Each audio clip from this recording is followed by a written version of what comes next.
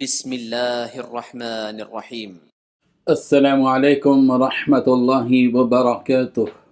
الحمد للہ وکفی وسلام علی عباده الذین اصطفی، اما بعد۔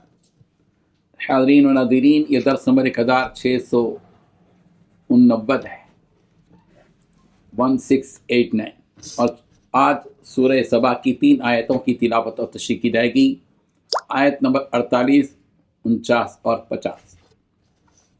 چلے سب سے پہلے ہم ان 3 آیتوں کی تلاوت کرتے ہیں، لفظی ترجمے اور ترجمے کے بعد تشریح کرتے ہیں۔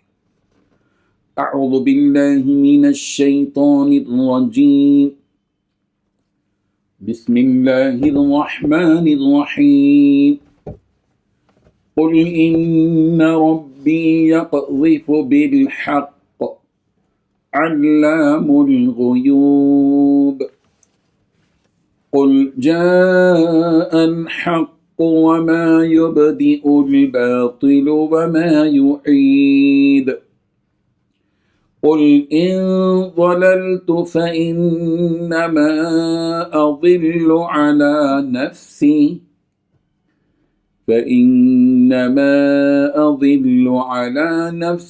وإن اهتديت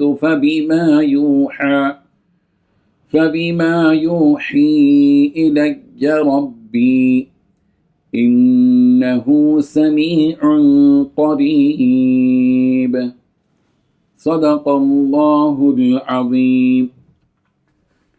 لفظی ترجمہ یوں ہے، قل کہہ دیجئے، ان ربی بے شک میرا رب ہی، یقذف القا کرتا ہے پیغمبر پر، بالحق حق بات، علام الغیوب وہ خوب جانتا ہے پوشیدہ باتوں کو۔ قل کہہ دیجئے، جہاں الحق حق آ گیا، وما یبدئ الباطل اور نہیں ابتدا کرتا باطل، وما یعید اور نہ وہ اعادہ کرتا ہے۔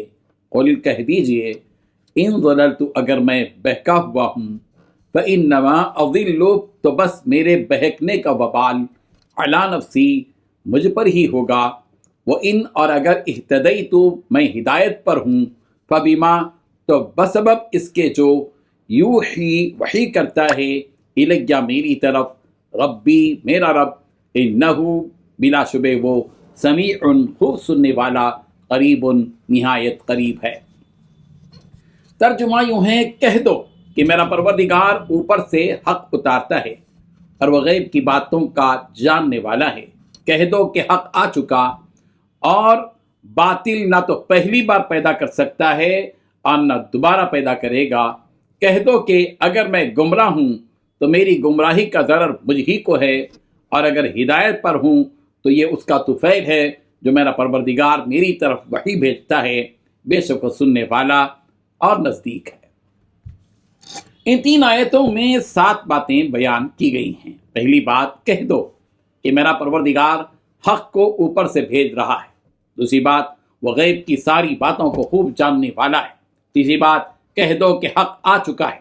چوتھی بات، باطل میں نہ کچھ شروع کرنے کا دم ہے اور نہ دوبارہ کرنے کا۔ پانچویں بات، کہہ دو کہ اگر میں راستے سے بھٹکا ہوں تو میرے بھٹکنے کا نقصان مجھ ہی کو ہوگا۔ چھٹویں بات، اگر میں نے سیدھا راستہ پا لیا ہے تو یہ اس وحی کی بدولت ہے جو میرا رب مجھ پر نازل کر رہا ہے۔ ساتویں بات، یقیناً وہ سب کچھ سننے والا ہر ایک سے قریب ہے۔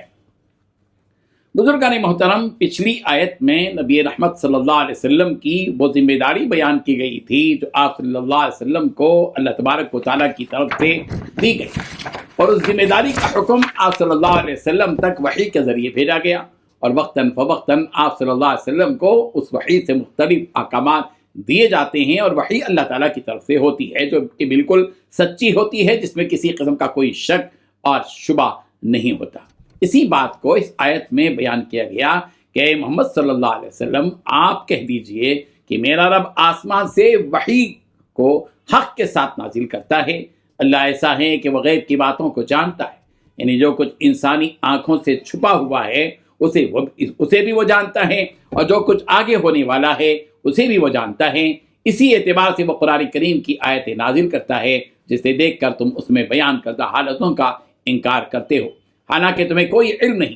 اس سے بہتر یہی ہے کہ جو اس عالم الغیب نے نازل کیا اسے مان لو، اس سے کہ وہ حق ہے اور جب حق آ جاتا ہے تو باطل اس کے سامنے ٹھہر نہیں پاتا. اور یہ حقیقت ہے کہ حق اور باطل دونوں ایک ساتھ نہیں رہ سکتے، یا تو باطل رہے گا یا حق. لیکن جب حق آ جاتا ہے تو باطل کو اس کے سامنے ٹھہرنے کی ہمت نہیں ہوتی اور وہ باطل مٹ جاتا ہے، اس لیے کہ باطل میں اتنی قوت نہیں کہ وہ حق کے خلاف کچھ اپنی طرف سے پیدا کر کے اس کا مقابلہ کر سکے، اور نہ ہی اس میں اتنی صلاحیت ہے کہ اس کے مٹنے کے بعد وہ دوبارہ وجود میں آ سکے.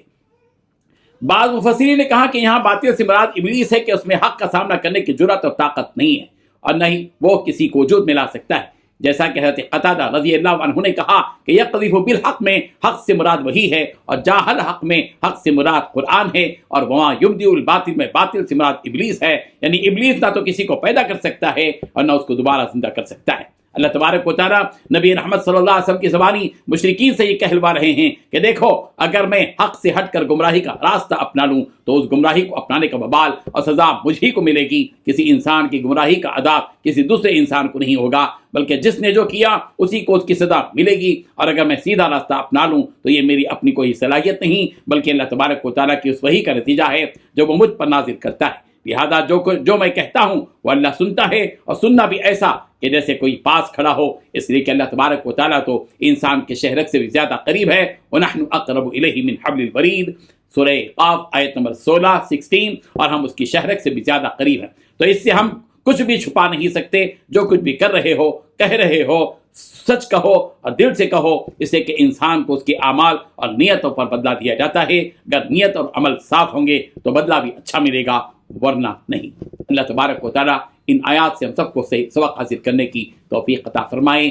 آمین. وآخر دعوانا ان الحمد للہ رب العالمین.